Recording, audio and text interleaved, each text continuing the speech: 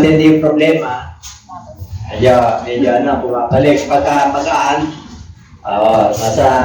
alam nyo na, pag may guro payapa, siyempre masaya. So what we are now going to preach is we must discover our purpose. Kailangan hanapin po natin kung ano pa talaga ang layunin ng Diyos. Why do I say? Bakit ako nandito? Bakit ako binuhay ng Diyos? At kailan malaman po natin kung bakit tayo nilikha nito at nabuhay tayo. Amen po? At purihin ng Diyos at yuko po natin ang ating mga ulo. Lord God, our Father, in the name of Jesus, be with us once again, Lord, and use your word as an inspiration for each everyone. Alisin mo ang lahat ng katangan. Boldness to preach and anointing, bigay mo sa pag-ibig. Make me worthy always, O God. And I magnify you, and I worship you, and I lift up your holy name. Ikaw ang maparangalan at may taas sa pangalan ni Jesus. Amen. Okay? Sabi mo siya katabi, victory na tayo. Victory na tayo. Amen. Okay, kayo makakapos. At ang mga pangako ng Diyos ay nandiyan. Kailangan lang po, i-apply natin at makakamit po natin. Makuha po natin. Okay?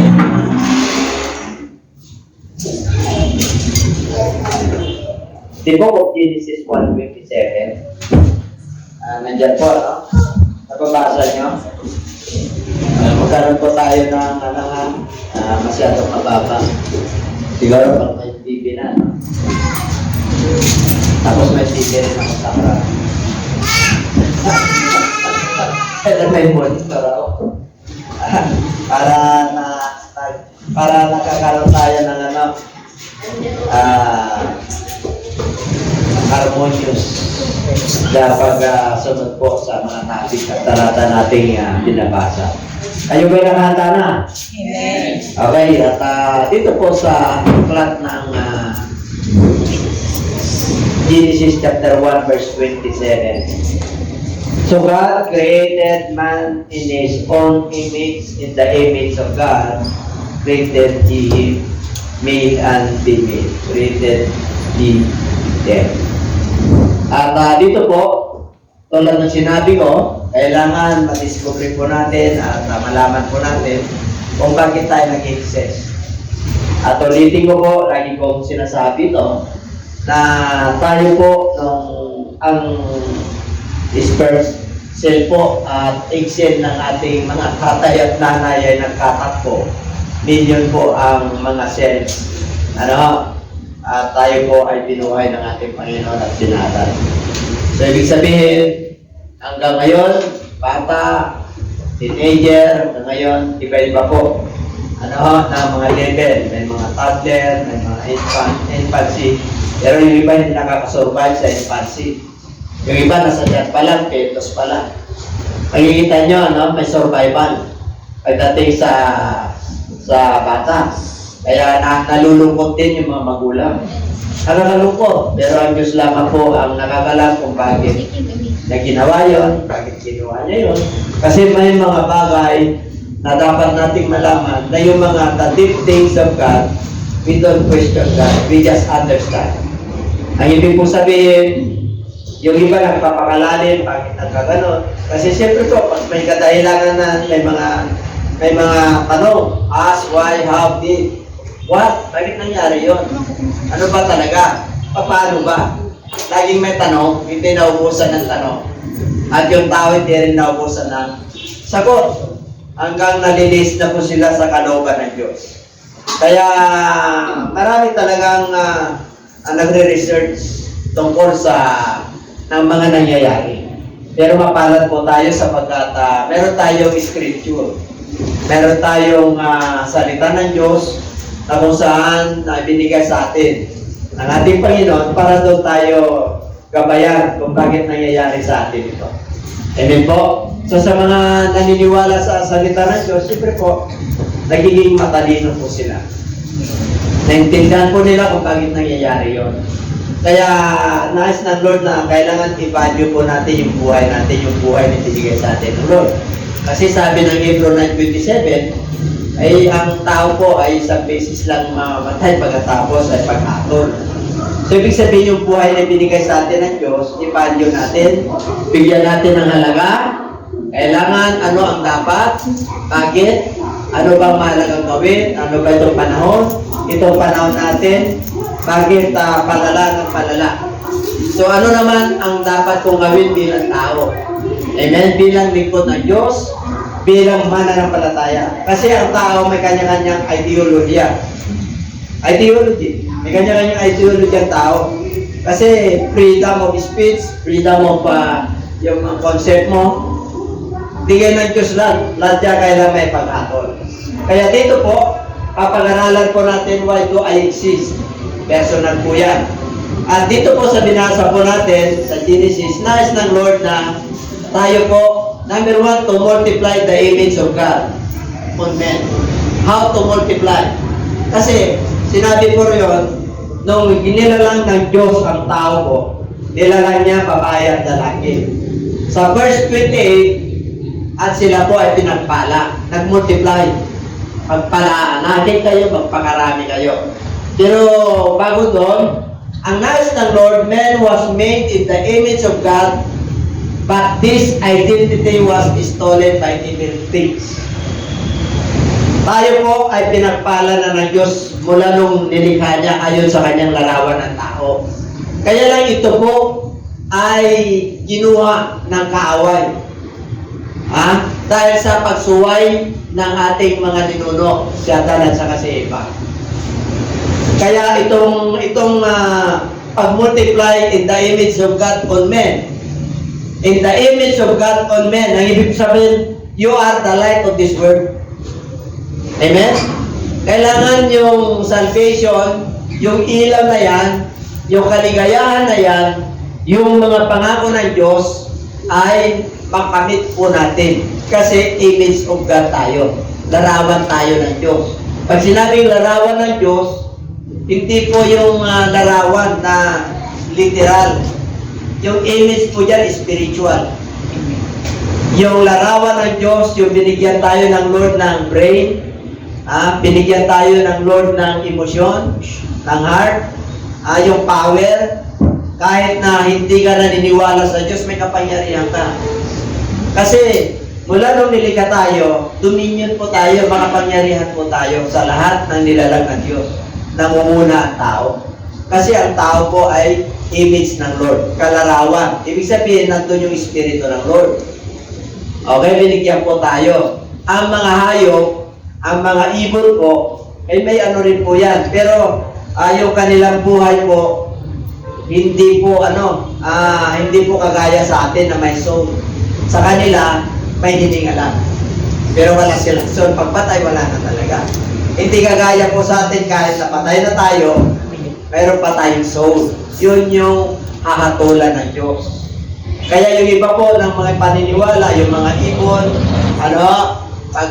yung mga hayop, pag namatay na raw yung tao, pupunta raw doon sa mga, yung spirito nila. Hindi po. Tayo po ay base sa scripture, sa banal na kasulatan. Kaya nais ng Lord na mag-multiply yun. Makita ng Lord yung larawan niya sa atin na tao. Paano po na identify kinuha na ng Diablo ito. God wants to bring it back to man to display the goodness of God. Kaya dito po, nais ng Lord na ibalik yung nawala. At ginawa yun ng ating Panginoon. Amen po? Na ibalik. Ano ang ginawa niya? Okay, ano ang ginawa niya? Tayo po kailangan magiging anak ng Diyos. Okay? Kasi sa John chapter 1 verse 12, magkaiba yung anak ng Diyos at saka yung tinatawag na child of God at saka yung sons of God. Okay. Ano ba yung child of God? Nakanda na ba kayo? Amen. To be a child of God. Pagibasa? Pagibasa nyo na lang. 1:12.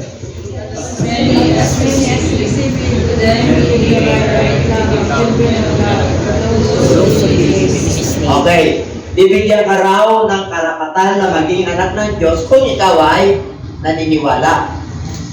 Tama niyo? Amen. Kasi optional yun eh. Kung ikaw ay naniniwala. Pag sinabing naniniwala, nananalig, nananampalataya. Saan ka manampalataya? Yung instruction ng Diyos. Yung salita ng Diyos. Kasi pwede kang maniwala sa iyong kinagisnan na hindi naman base sa instruction ng Lord. Pwede kang maniwala nun. Kaya nais ng Lord, tayo po ay maniwala, magtiwala, manampalataya at manalig. Pare-pareho lang naman yun eh. Manalig ka, manampalataya ka. Kaya dito po, ang pagkakaiba po ng child of God at saka yung sons of God, may sons of God in creation. Tatandaan po natin, hindi ka tayo lahat ng ating Panginoon. So we are sons in creation. Lahat po tayo, anak tayo ng Diyos. Lahat tayo ay magkakapatid. Kahit na ibang races yan, kahit na ibang paniniwala yan, kahit na Muslim yan, Hindu yan, Kristiyano yan, Hudyo yan, nilikha tayo ng Diyos. Isa lang yung Ama natin na lumikha sa atin. Amen po? Siya yung everlasting Father po natin. Kaya lahat po tayo ay nilikha ng Diyos, anak ng Diyos tayo sa paglikha. Son of creation ang tawag yan. Kaya dito sa image of God, yung larawan ng Diyos, nandun po lahat yun. Pero hindi lahat ay son in redemption. Yung pagtubos. Kasi nung dumating ang ating Panginoon, maraming hindi naniniwala. Magiging ang mga Hudyo po, until now, they deny Jesus Christ.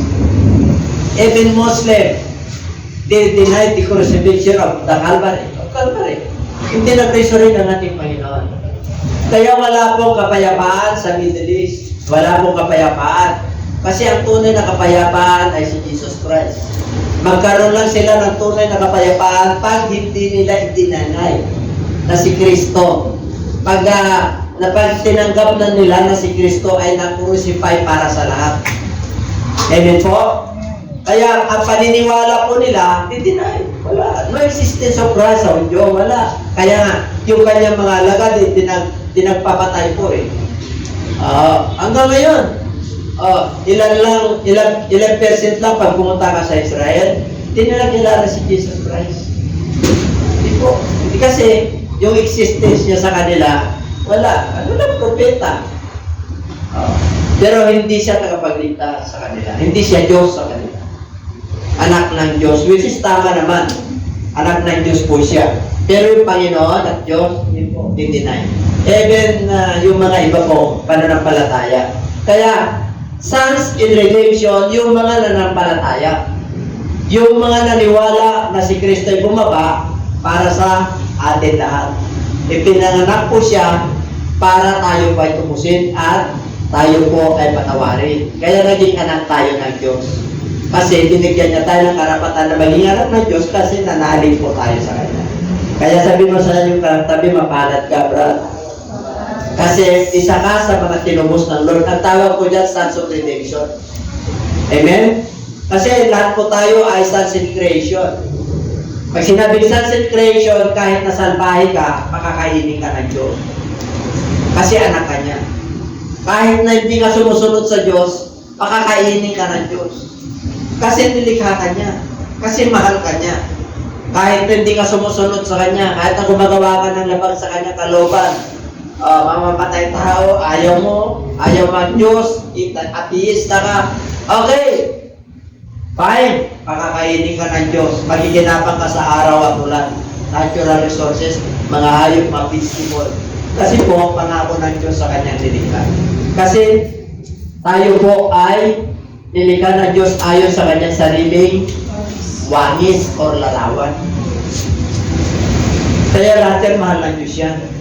Kaya lang, tatandaan po natin, sa sons of redemption, iba na po yun.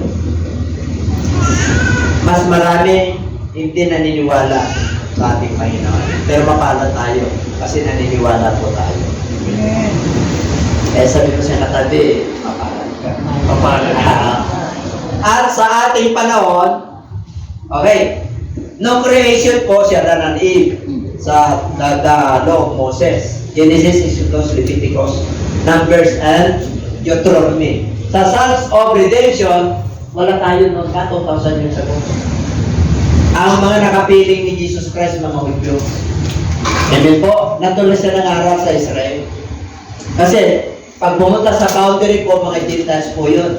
Mag-iba na po ang pananaw ng mga Parisiyon, mga religious leader. Kaya hindi natin naabutan yun.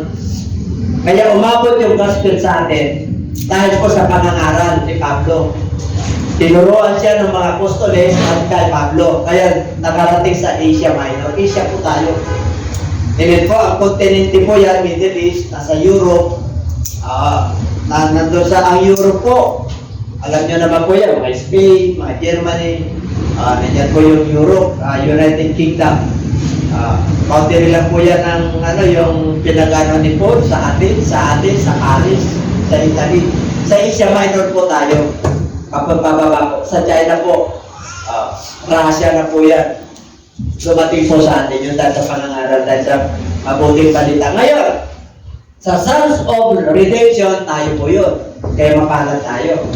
Sa Sons of Regeneration, panahon na ng Holy Spirit. Kasi si Kristo, wala na. Bumalik na siya sa dati niyang kalagayan sa trono. Kaya ngayon, ang mga tao, magkakaiba na. Lalong kumbaga sa pero makikita nyo kahit na nagkakaroon ng giyera, nagkakaroon po ng mga iba't ibang paniniwala. Alala nyo itong generation natin, ng pestilence, yung COVID-19. Di ba nabiglang mundo? Di ba nagiging mabait ang tao? Yung mayayamang bansa, tinulungan ng mahirap. Kasi nasa grace dispensation tayo eh. Dati matatapang ang tao, laging war. Kaya may First World War eh. Panahon pa ng Kastila yun. Kaya nga sinakop tayo ng Kastila eh. May Second World War eh. Panahon na nga po ng Amerikano. Magta-Third World War na. Abutin pa natin yun according to the scripture. Nasa grace dispensation tayo mga kapatid.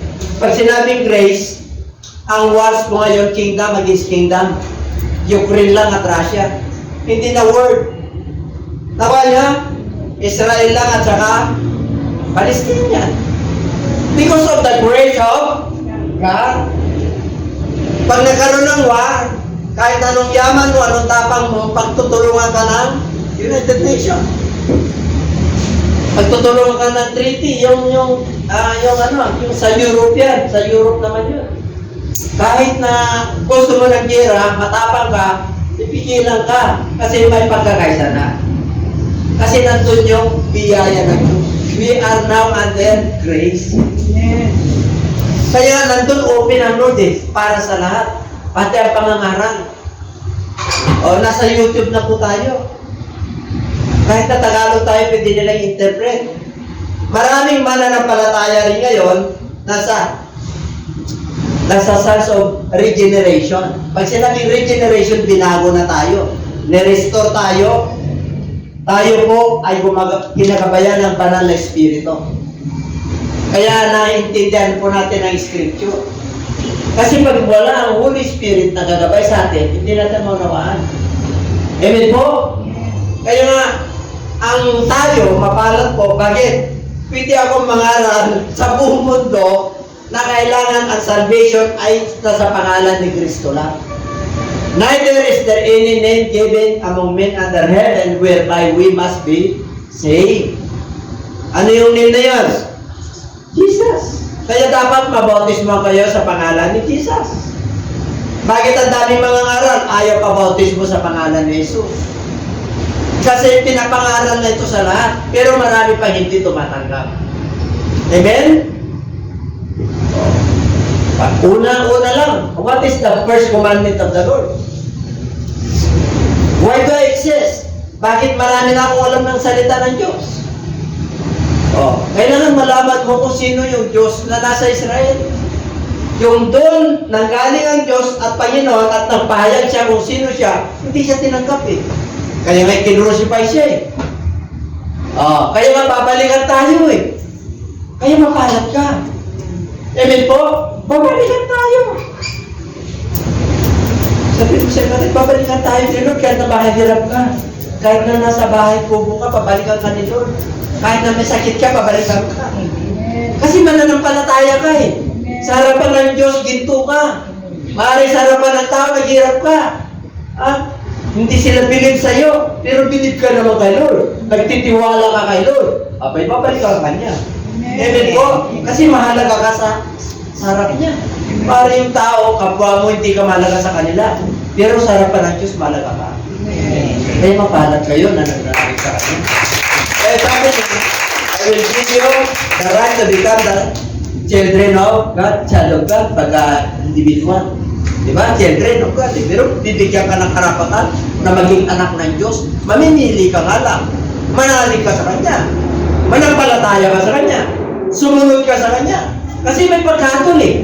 May paghatol. Lahat tayo hatulan. Kung hindi tayo mag-ingat,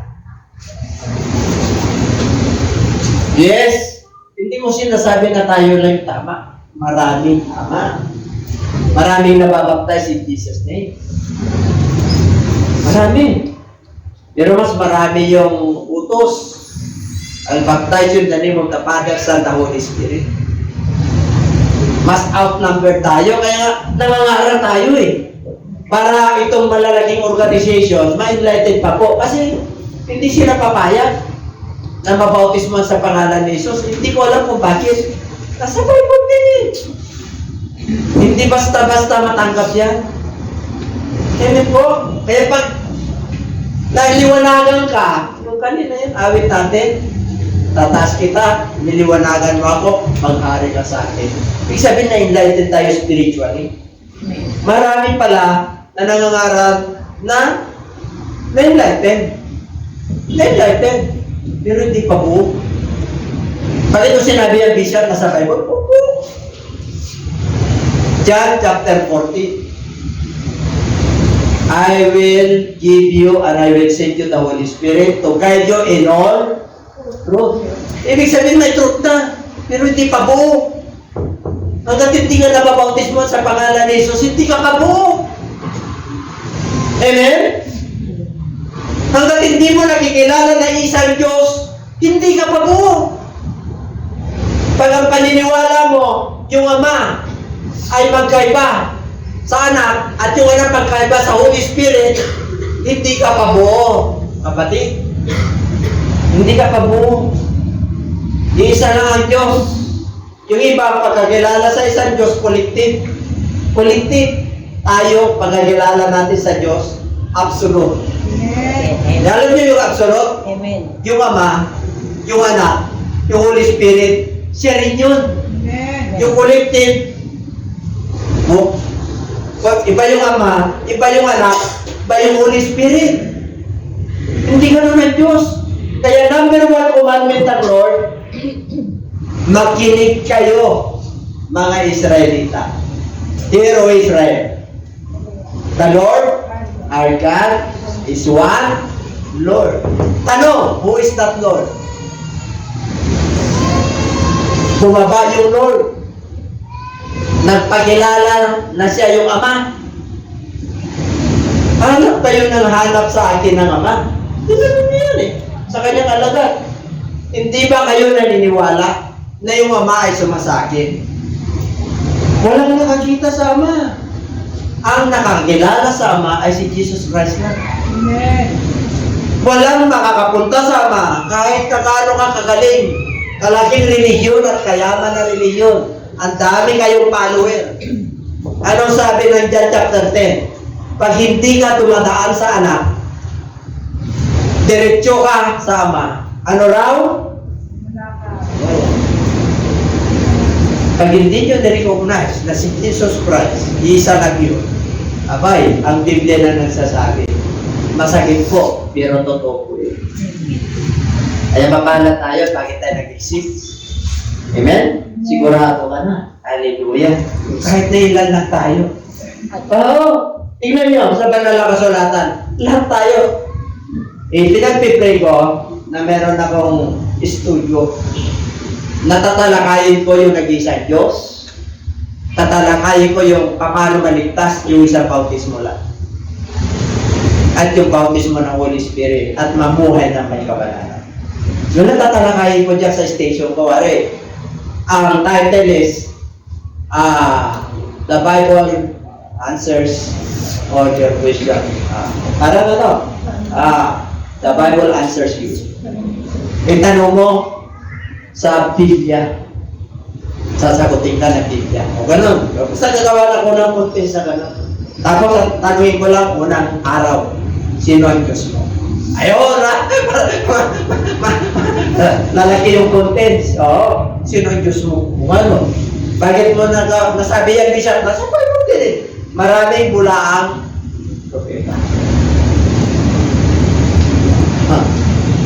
Kaya, yun ang contents natin. Ano ba talaga ang bautismo na tama? Yun, yung mga contents natin. Palagay nyo, click. Kasi sa Diyos na, ang dami naghanap kung sino yung tunay na Diyos eh. Kung yung tunay na Diyos, yung nasa, di ba? Yung nasa Bible, nasa Israel, asan na yung Diyos natin ngayon? Yung Diyos natin ngayon, yung totoo, lahat ng tao. Galing lang siya sa Israel, pero nagpakilala na siya mula nung na-crucify. Kaya may access na lahat ng tao na nakaligtas. And everybody say amen. Amen. Kaya mapalad ka. Tingnan nyo, sa Matthew chapter 25. Mga dalaga po yun. Mga nilinis ng Lord yun. Mga mananampalataya yun. Magkakaiba yun. Pag nanali ka na si Kristo ay na-crucify, nandun ka sa Kristiyano. Mapakatoliko ka, mapahudyo ka, basta nanali ka na si Kristo ay namatay sa cross, Kristiyano ka. Kristiyano ka. Pero, bakit ka Kristiyano? Kasi, kumbaga sa dalaga ka. Malinis ka sa harapan ng Lord. Take note! Merong mangmang na Kristiyano, merong matalinong Kristiyano. So, lahat yung mga naniniwala kay Jesus Christ, yung born again at saka yung hindi naniniwala na born again, pero namatay sa cross, Kristiyano ka pa rin. Naniniwala ka sa born again, pero sumasamba ka sa Diyos ko sa Kristiyano ka pa rin. Amen po? Kaya last, false, unwise,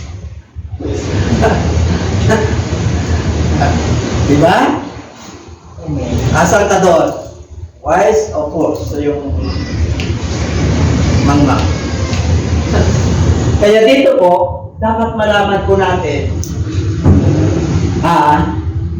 na yung ipinapangaral ngayon, Sons of Creation, Sons of Redemption, and Sons of Regeneration. Kaya dito po sa number 3, bakit tayo nilikha ng Lord at gusto niya mag-multiply tayo sa larawan niya, na hindi larawan na literal kundi spiritual. Number 3, to have pakibasa.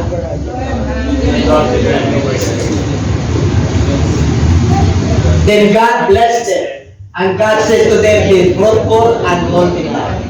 Fill the earth and subdue it.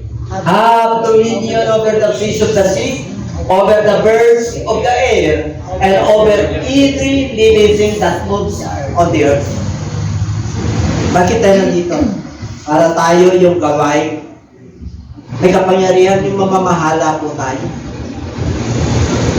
Pag sinabing dominion, pamamahala po yan. Tayo po yung pinakamataas na nilikha ng Diyos.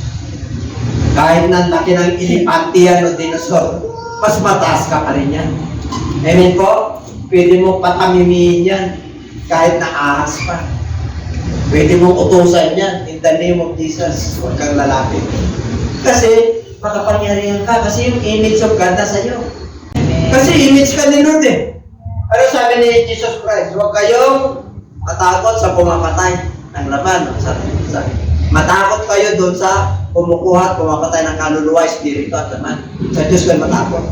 Pag gumagawa ka ng mabuti at sumusunod ka kay Lord, hindi ka mano. Amen? Amen. Sa panahon natin ngayon, daming dami kinakatakutan ng tao. Pag ikaw ay alam na, ano sabi ng Biblia? Pag ikaw ay inusig, pag ikaw ay sinumpa,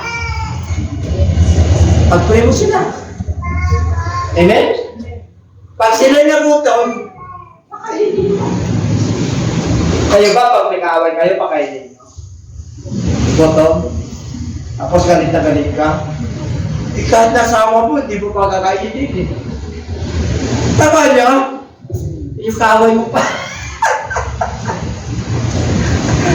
Eh, meron na pagkakamali yung asawa mo, parang greatest enemy mo rin. Ayaw mo nang kasama sa higaan eh. Ganun ang gawa ng demonyo, magwasa. Kaya ingat. Amen? Huwag matalino ka pag sa redemption ka na at binago ka na ni Lord, restore ka na, nasa iyo yung liwanag. Hindi mo ito kompromiso yan. Kilala mo yung Diyos. Nag-iisa lang yung lumikha sa atin. Nag-iisa lang yung lumikha ng langit at lupa. Yun yung Diyos natin. Ay, yung iba hinahanap pa nila yun. Ano sabi ng Bible? Ako'y galing sa langit. Sino raw yung galing sa langit? I am the living bread. I am the living water. Kinain nyo yung laman ko at ininom nyo yung dugo ko. Ano sabi niya? Hindi kayo mamamatay. Ibig sabihin, ay, mabigat yun. Kainin ko si Kristo, inumin ko yung dugo ni Kristo, kaya ang dami nagsitalikod. Tayo, ininom mo ba yung dugo ni Kristo? Siyempre, si person of the mata, kinakain natin yung sagisag ng kanyang katawan at dugo. Bakit? Naniniwala tayo ron eh. Kaya buhay na buhay yung ating pananampalataya. Amen. Kaya kahit na nanghihina ka, pag ininom mo yun, ay lumalakas ka, malabang ka ulit. Amen? Kahit na may karamdaman ka na, pag ininom mo yun, gumagaling ka, kasi yun, buhay ang Diyos sa atin. Amen. Amen. Kahit nasabi nila, sino yun? Ano yung ininom nun? Strawberry lang yun eh. Kasi hindi tayo maintindihan ng mundo ito. Sinabi rin na fruit yun eh. Hindi kayo maintindihan kasi hindi nila kilala kung sino yung nasa puso at isip natin. Espiritu yun, Diyos yun, Panginoon natin. Amen. Kaya matibay ka at matatag ka. Hindi kayo naniniwala na? Diba? Hindi ako malungkot kung kunti tayo. Bakit? Ano na naman kunti tayo na rin? Ang kala ng iba, maraming papasok sa kala ng Diyos. Hindi po. Sinabi ni Kristo yan. Kaya kita nyo, matalinaga po ang salita ng Diyos. Kaya sabi niya, mag-ingat kayo. Huwag niyong hangarin na magiging puro kayo. Bakit? Ang hirap. Pag naipangaral mo, pero mo, daming, pag nandun sila sa head, ikaw ang dahilan. Bang, nandito kami. The blind leaders, blind followers, both will fall into the ditch. Kapwa sila mahuhulog sa bangin. Kaya pag ang leader mo nasa Lord, ay mapalag ka. Amen? Nandiyan pa ba kayo? Pag nakatuntun sa katotohanan, na isa lang ang Diyos, na yung Diyos na yun, na Espiritu na nakakita, at yung Diyos na yun bumaba, at nandun ngayon sa trono niya, at walang iba sa trono kundi isa lang, wala sa kanan, wala sa kaliwa, isa lang ang trono sa langit. Revelation 4:2. Amen. Ang nakapuro si Jesus Christ.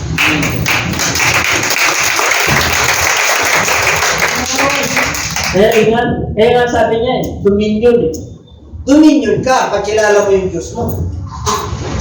Alam mo yung pananampalataya mo. Kilala mo yung tagapagligtas mo. Dominion ka.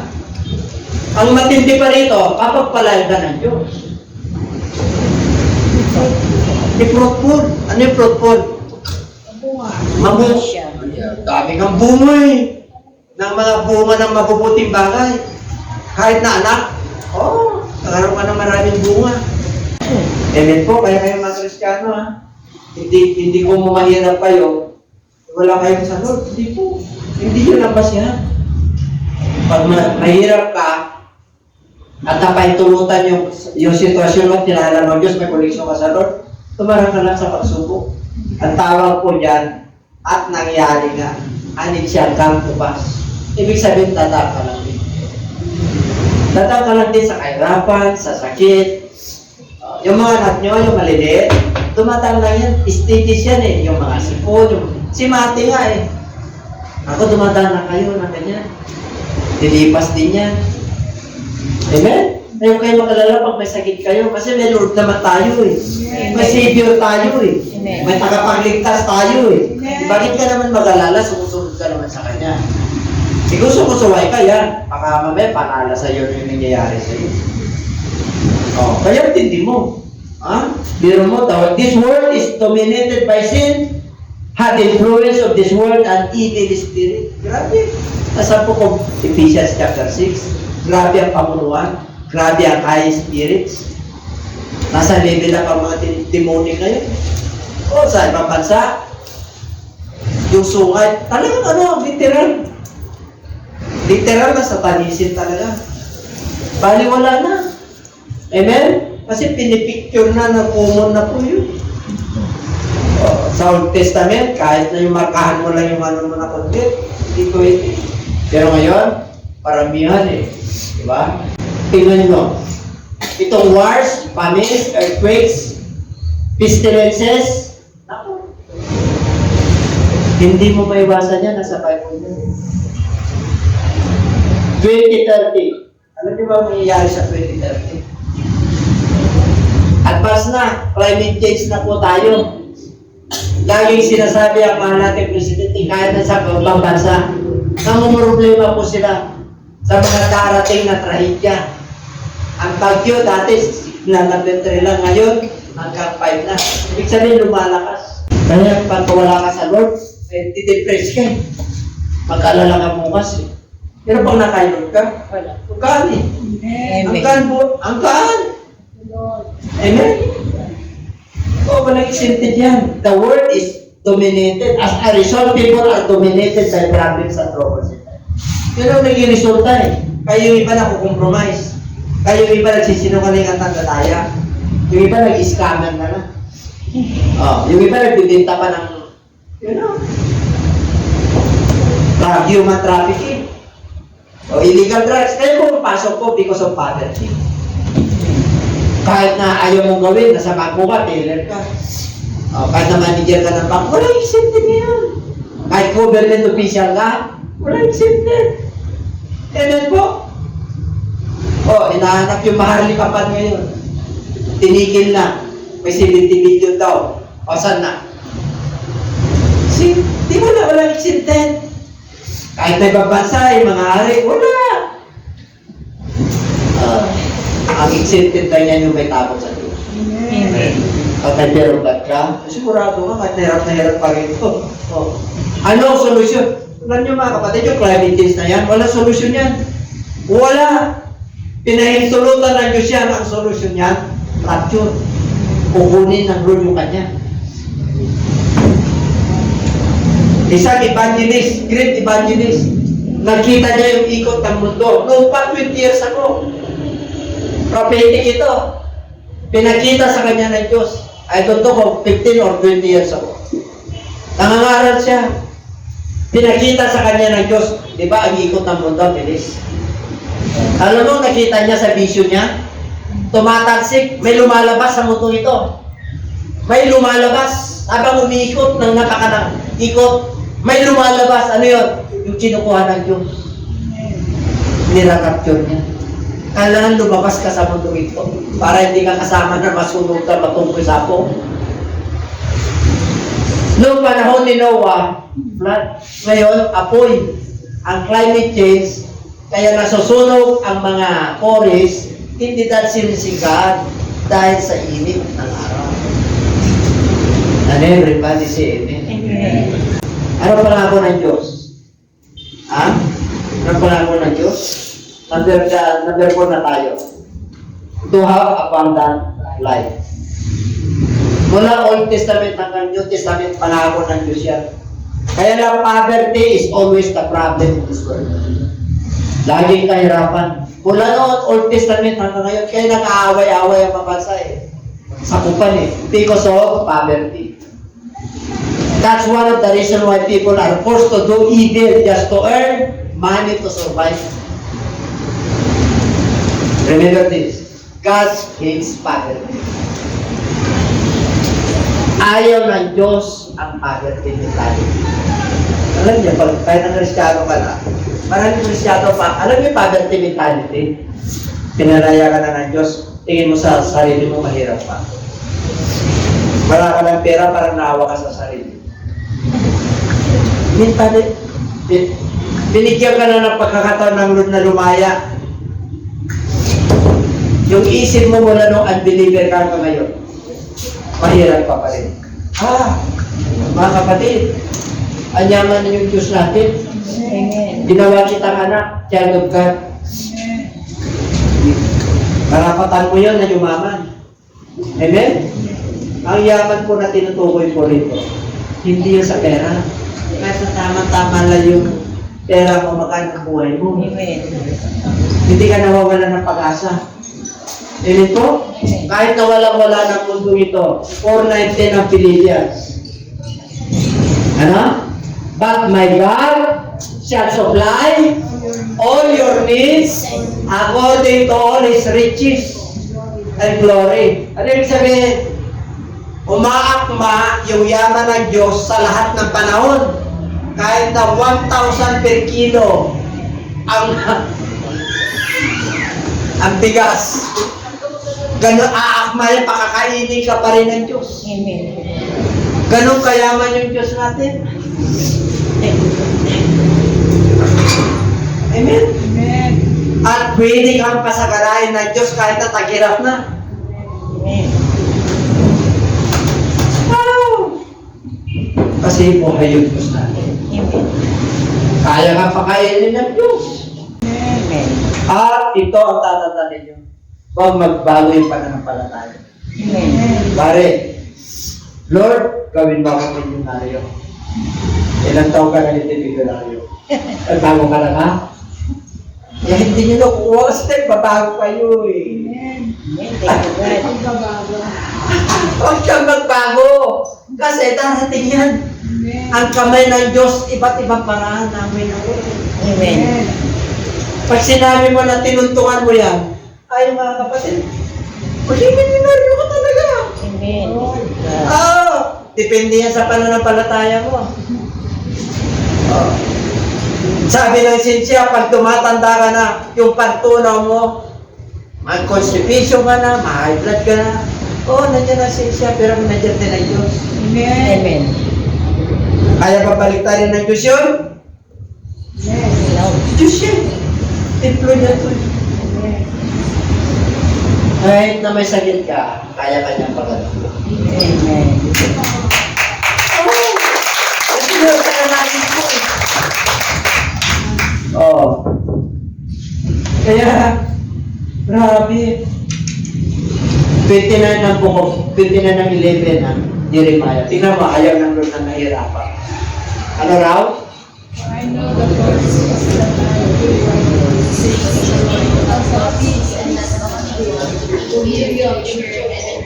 Sa ibang version niya, I know the plans I think toward you, saith the Lord. Sino nagsabi? Ang Diyos. Thoughts of peace and not of evil, to give you a future unexpected end and prosperity. Sa ibang version. Ano gusto niya yung pag-asa mo matindi. Gusto niya yung future mo may kapayapaan at hindi masasama tumarating sa iyo. Hindi ko muna naghirap ka. Ano yun? Wala lang Diyos sa iyo. Hindi ko mo naman mayaman ka. Akala mo, wala rin ang Diyos sa iyo. Mahirap lang pagharian ng mayaman ng Diyos. Ang Diyos na mayaman. Kaya pag kayo nangangarap, palalahanan ninyo yung mga mayayaman. Amen? Na huwag nilang ipagpalaki yung yaman. Kasi ini tayo pwede kunin namin. Okay? Ano pa? Number 5 na tayo? Ito matindi. Ito matindi. Hirap ka man dito pero extended ang buhay. Amen. Yan mo, mahal ka ni Lord. Pinili ka, hindi lang sa sons of creation, sons of redemption ka pa. Sons of regeneration ka pa. Saan ka pa? Amen? Amen. Naniniwala tayo sa Kanya. Hindi tayo mapapahamak. Ang mga naniniwala sa Kanya hindi mapapahamak. Kapatid, pag may pinagdadaanan ka, lahat tayo may pinagdadaanan. Maraming pinagdadaanan mo, relationship, pera, negosyo, sa job, nagtataroon ng pagkala, sa hirap ng buhay, pinagdadaanan natin, pare-pareho. Ano pinagdadaanan natin? Hindi nyo alam. Ako pare-pareho yung halaga ng bigas, halaga ng karne, pinagdadaanan natin what pera sa lapit, shit. Yan, walk. Pinagdadaanan ng tao, pera. Yan ang kaso ni Judas, pera. Bininta na yun. Lord ang sa pamagitan ng pera. Sila Koran sa kasi sa pera. Pera din. Si Ananias, pera din. Sa panahon natin, pera pa din. Hindi nagbago. Hindi nagbago. Yung cycle ng buhay, pera pa rin. Kaya nakagira, pera pa rin. Kaya nakagira nga Agawan mo dyan. Pasama na pasama. Saka pa. Isalod ka na para magpakabuti ka. Amen. Sinabi na mo ko privilege, yung masama ay nagpapakasama. Pero yung mabuti, ilan na lang mabuti sa panahon natin. Yung ilaw, ang ilaw. Yung mga kapatiran na natin, yung pinagdadaanan natin. Tingnan mo, kanyang bakante. Pinagdadaanan yan. Totoo po yun. Kung wala kang pinagdadaanan, nandito ka. Amen. At pinagdadaanan ka, paring nga, pero babalik ka. Kaya nga, 3 klase yun. Yun na natili, yung bumabalik, at saka yung wala ng balikan. At saka ron, siyempre, kaya tatanawa ka. Pag may pinagdaanan ka, di pa kaya yung bill mo, babalik ka. At pati hindi pa, pag may pinagdadaanan ka, babalik ka. Ang okasyon ng Kristiyano. 3 lang yun, Thanksgiving, anniversary, at saka yung every person. Marami tayong activities, marami na tayong activities. Dapat Thanksgiving lang Dahil sa grace ng Lord, dinagdagan sa'yo. Yung anniversary. At dahil dinagdagan pa ni Lord, meron na tayong mga sama. Maraming pangokasyon. Kaya pa ng pulo ito, Amen. Pero huwag yung sabihin na lang, tatawa na. Atin lang yung masama ko. Hindi, totoo yun. Pag general po yun, pag general ha, pagkalahatan yung kasama ko nito. Okay? Kaya huwag kayo masasaktan pag nangangaral ako ng katotohanan. Kasi totoo po yun. Amen. Ano everybody say, ayaw ko rin magkasakit ng lantanin, pero wala tayong magawa. Nasama yun. Ano pa? Tapos na po tayo. Huwag mabalisa ang inyong mga puso. Pag nanalig kayo sa akin, manalig naman kayo sa akin. Kasi ako'y parorong sama. Ako'y maghahanda ng, ihanda niya? Mansyon para sa inyo. At kung ako'y nandun, nakada ko, babalikan ko kayo. Babalikan tayo ng Lord. Kung saan ako nandun, doon din kayo. Kaya huwag kang magkalala. Pag may sakit ka, hirap ang buhay mo, tapos may pinagdadaanan ka sa pamilya mo, huwag kang magkalala, maligtapat ka lang. Babalikan ka nito. Babalikan ka. Gusto niyo nang babalik si Lord kaya? Diba? Gusto na natin sa hirap ng buhay. Yung iba ayaw pa Gusto pa niya maghirap mag-enjoy. Yung iba, gusto niya pa sa Word, sa Lord. Minsan sa Lord, minsan sa Word. So nasa Lord ka. Pag nasa liwanag ka, nasa liwanag. Ganit po? The earth offers many opportunities. Sa mundo na to, maraming opportunities tayo rito. Pero si Lord, sa eternal, 2 lang inanap niya. Ano yan?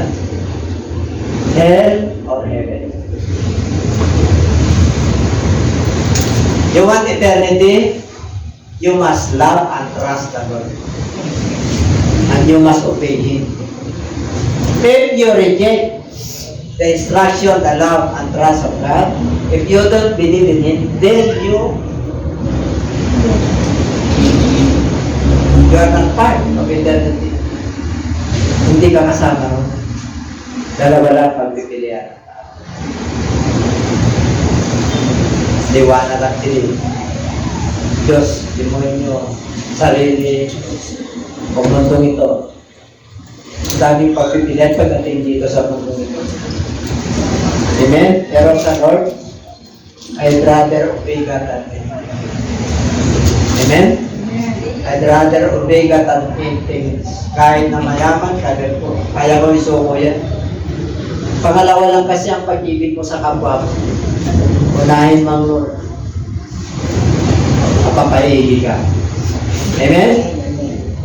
And everybody say amen. Hindi kayo pumili sa akin. Wala kayong magagawa kung wala ako. Ako ang pumili sa inyo. Gusto nyo mag-multiply? Mamunga kayo. Ang bunga, mabubuting gawa. Ang bunga, pati kayamanan. Pati pera. Hindi ka man mayaman, tama-tama lang, pero masaya ka sa tinatangking. Yung desire mo sa buhay na magkaroon ka ng trabaho, business, magandang pamilya, kapayapaan, bahay, ibigay sa iyo. Huwag mo lang sobrahan. Amen? Huwag ka lang sumobra. Kung ano lang ang nararapat para sa iyo at pananampalataya mo, tanggapin mo. Kung ano mayroon ka, sumunod ka lang. Okay? Meron pa ba? Ako pumili sa inyo, Diyos ang pumili sa atin. Kaya pag malungkot, tayo wala tayo. Why do we exist? Ha? Hindi na po yun. Ha? Image of God, eternal life, dominion, grabe, abundant life, binigay na sa atin lahat ng Lord. Dapat hindi talaga tayo malungkot. Amen? Nakakita ka na nang wala ka ng pagkain bukas, talagang tama-tama na, pero saya mo. Hindi ka nagsasaya dahil ito, pero alam mo, makakain ka na. Pag kilala mo ang Diyos mo, ay nako mga kapatid, ikaw na yung pinakamaligay. Amen. Hindi ka talaga bumibitaw. Oo. O hindi ka, nalungkot ka naman minsan, pero okay na, kasama yun eh. Nakakita ka ng masaya na nag-aaway ka ng mag-asawa. Pagkalitan mo lang. Nag-aaway kayo, tatlik, itatlik. Sarap na ba yung tanong kaya? Wala naman puro kayo, ano? Minsan may bagyo, minsan may mga pagsuko. Amen po? Buhay yung Diyos natin eh. Sinabi ko, ang Diyos ay pagpapala. Talagang pinagpala tayo. Bakit?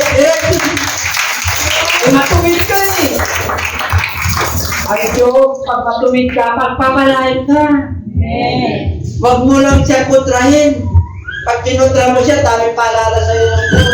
Una, bukol. Pangalawa, piksa. Pangatlo, cancer na. Kasi ganun ang bibigay Diyos eh. Hindi ka sa mulo eh. Amen? Pero pag sumusunod ka sa Lord, piksa lang yan, pipisahin mo lang yung Jesus mo. Kamulo lang yan, lalabas lang yung mata niya. Pero pagka sumusuway ka, ako, hindi mo. Lahat ng paalala nandiyan sa'yo. Sa puri ng Diyos, salamat sa ating Panginoon.